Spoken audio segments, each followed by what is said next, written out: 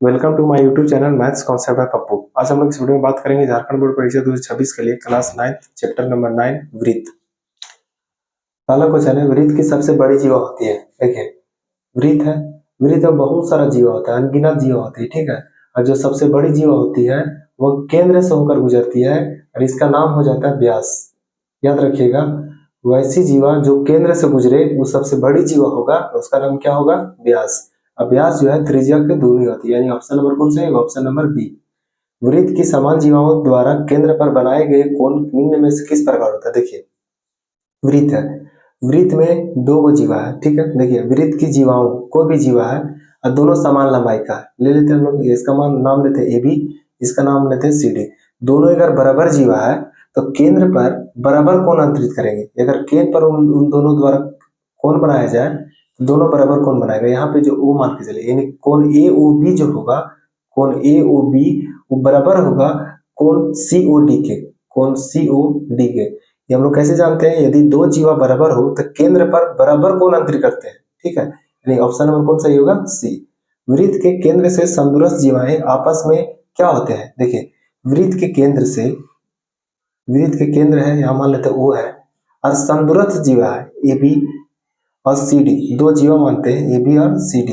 वृत्त के केंद्र से ही बराबर दूरी पर है। यहाँ पर मान के चलिए पी है, यहाँ पे मान के चलिए क्यू है। यानी कि बोल सकते हैं जितना ओपी का वैल्यू होगा उतना ही ओ क्यू का वैल्यू होगा। यानी कि जो दो जीवा ए बी और सी डी है वृत्त के केंद्र से बराबर दूरी पर है, तब हम लोग बोल सकते हैं वे दोनों जीवाएं का लंबाई जो होगा वो बराबर होगा। वही लिखा होगा, देखिए वृत्त के केंद्र से समदूरस्थ जीवाएं, वृत्त के केंद्र से बराबर दूरी पर जो जीवा है वो आपस में क्या होते हैं? तो समान होते हैं, बराबर लंबाई के होते हैं, ठीक है। यानी हम लोग कह सकते हैं जब ओपी बराबर ओक्यू है तो ए बी बराबर क्या होगा? सी डी, यानी दोनों जीवा की लंबाई बराबर होगा। यदि वृत्त का एडी एक व्यास है, देखिए एक वृत्त है जिसमें एडी क्या है? तो वृत्त का व्यास है। ए से एडी क्या है? वृत्त का व्यास। आगे क्या बोला है? ए बी एक जीवा है, ए से ए बी एक क्या है? तो जीवा है। देखिए ए बी एक जीवा है। यदि एडी बराबर 34 सेंटीमीटर, देखिए ए बी का वैल्यू कितना सेंटीमीटर है? 34 सेंटीमीटर। और ए बी का वैल्यू कितना है? तो 30 सेंटीमीटर है, 30 सेंटीमीटर। आगे तो वृत्त के केंद्र से ए बी की दूरी निकालना। मान के चलिए यहाँ वृत्त का केंद्र होगा, यहाँ वृत्त का केंद्र को ओ मानते हैं, तो जितना ओ ए होगा उतना ओ, जितना ओ ए उतना ओ डी। क्योंकि ए डी जब व्यास है तो ओ ए को हम लोग त्रिज्या बोलेंगे, तो ओ डी को भी त्रिज्या बोलेंगे। तो कितना कितना भाग में बढ़ जाएगी? 17 सेंटीमीटर में। अब देखिए वृत्त के केंद्र से जीवा पर डाला गया लंब जीवा को समद्विभाजित करता है। जब ए बी का वैल्यू 30 सेंटीमीटर है तो यहाँ पे मान के चलिए पी होगा, तो ओ से ओपी लंब है ए बी पर, तो ए से एपी का जो वैल्यू होगा वो 15 सेंटीमीटर होगा। और इधर बी से बीपी का भी वैल्यू कितना सेंटीमीटर होगा? 15 सेंटीमीटर। फिर से देखिए ए बी जीवा है और ओपी वृत्त से केंद्र पर डाला गया लंब है। वृत्त के केंद्र से जीवा पर डाला गया लंब जीवा को समद्विभाजित करता है। 30 सेंटीमीटर का था तो 15 में बट गया। अब देखिए त्रिभुज ए ओ पी लेते हैं हम लोग, त्रिभुज ए ओ पी, त्रिभुज ए ओ पी। देखिए पी के जगह 90 डिग्री है, यहाँ पे ओ लेते हैं, यहाँ पे पी लेते हैं। पी के पास कितना डिग्री? 90 डिग्री। तो पी के सामने कौन है? पी के सामने कौन पूछा? ओ ए। तो ओ ए क्या हो जाएगा? उसका कर्ण हो जाएगा। तो कर्ण के स्क्वायर बराबर आधार के स्क्वायर प्लस लंब के स्क्वायर से बनाएंगे, यानी लिख सकते हैं हम लोग ओ ए का स्क्वायर बराबर लिखेंगे ओपी का स्क्वायर प्लस होगा एपी का स्क्वायर। कहाँ से? पाइथागोरस प्रमेय से। जिसका इसका वैल्यू दिया उसको बैठा देंगे। ओ ए का वैल्यू कितना दिया हुआ? 17 सेंटीमीटर, लिखेंगे 17 सेंटीमीटर का होल स्क्वायर, यानी 17 का स्क्वायर। और एपी का वैल्यू दिया हुआ है 15 सेंटीमीटर, लिखेंगे ओपी। हम लोग को ओपी स्क्वायर तो निकालना ही, ओपी स्क्वायर प्लस 15 का स्क्वायर, 15 स्क्वायर प्लस में उधर जाके क्या होगा? माइनस में।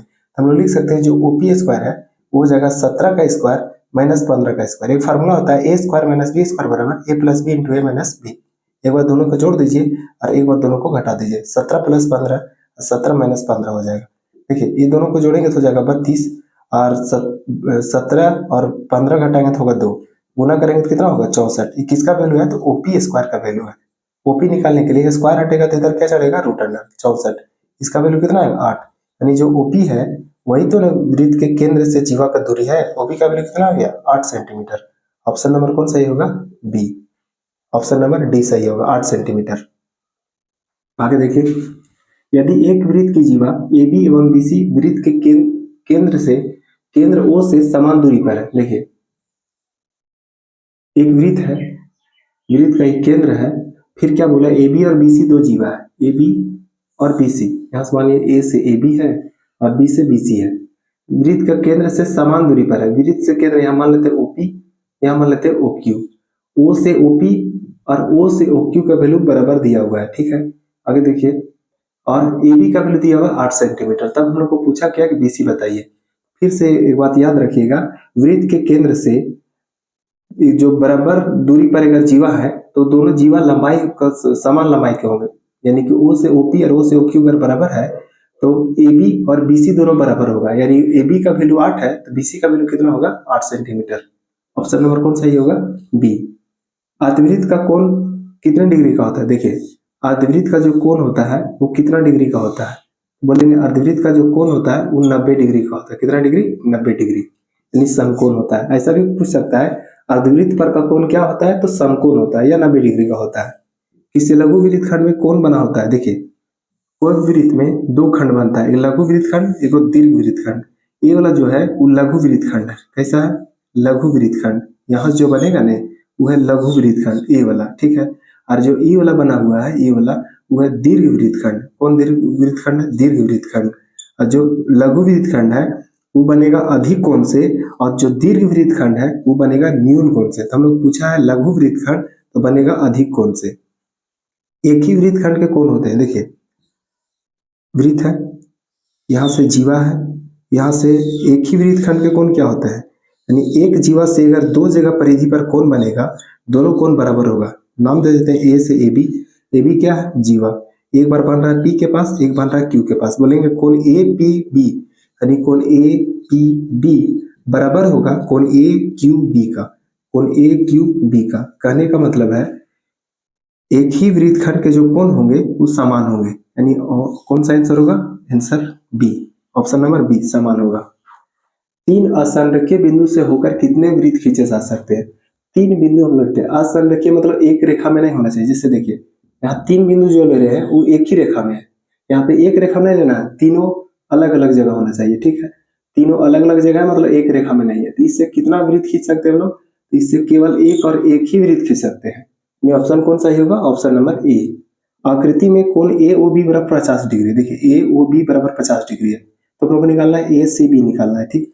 ए सी बी का मान क्या होगा, समझिए किसी भी वृत्त है जो परिधि पर कोण बनेगा उससे दुगुना कोण बनता है केंद्र पर, या जो केंद्र पर कोण बनेगा उससे आधा कोण बनता है परिधि पर।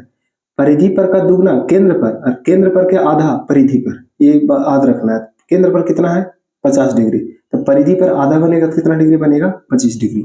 ऑप्शन नंबर कौन सही होगा, सी। आकृति में यदि ए ओ बी बराबर 90 डिग्री, देखिए ए ओ बी, ए वाला कोण 90 डिग्री दिया हुआ है। ए ओ सी, ए ओ सी, ए वाला दिया हुआ है 110 डिग्री, तो पूछा हम लोग को बी ए सी का मान क्या होगा। ये देखिए तो टोटल अगर ओ पर बनेगा तो 360 डिग्री बनेगा, जिसमें दो जगह बन गया 90 और 110 बन चुका है, यानी 200 डिग्री बन गया है। कितना बन बचा हुआ कितना है, तो बोलेंगे 160 डिग्री। अब हम लोग को क्या पूछा है कि बी ए सी बताइए, बी ए सी यहाँ परिधि पर का कोण बताना है। बताइए नीचे कितना डिग्री का बचा हुआ बन रहा है, यहाँ पे 160 डिग्री, तो जो केंद्र पर बनता है उसे आधा बनता है परिधि पर। केंद्र पर बन रहा है 160 डिग्री, परिधि पर कितना बनेगा 80 डिग्री। ऑप्शन नंबर कौन सही होगा, ए। आकृति में एक्स का मान बताना हम लोग को, देखिए परिधि पर जितना बनेगा दुगना बनेगा कहाँ पे, केंद्र पर। परिधि पर है 35 डिग्री, केंद्र पर कितना होगा, एक्स का वैल्यू कितना हो जाएगा 70 डिग्री, दुगना बनता है वहां पे।